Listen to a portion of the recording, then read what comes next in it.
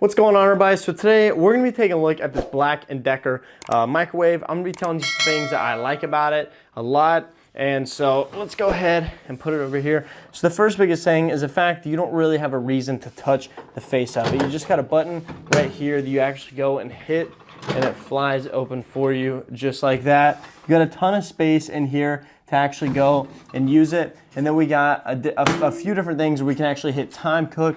We can type in specific times to be able to go and type in specific times, which is something that I really value, just because a lot of microwaves you'll hit the one button and then just go straight to one. It doesn't give you an opportunity to actually be able to type a time in. And then we have weight defrost. That's really cool because you can put some in here, it analyzes how much it weighs, and then it begins cooking. So that's a really cool feature that I really enjoy. And then we got popcorn, potato, pizza, the basic ones, frozen vegetables, beverages, and dinner plate. And beverage is pretty cool, that's on there too. And then we got power that we can hit right there, clock, and timer. And so those are all super solid. And the microwave's just really well built too. It doesn't take up a ton of counter space, but it does pack a lot of power, which is a really good side.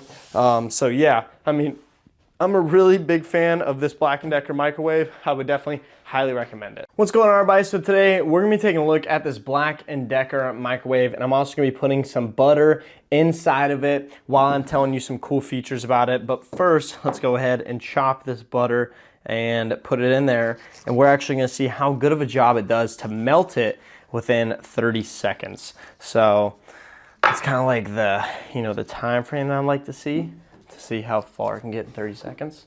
As long as it comes out, I don't know, we'll judge it in 30 seconds. All right, so here we go. Put that in there, boom. And then we're actually gonna do time cook. We're gonna do 3, 0, and start. There we go.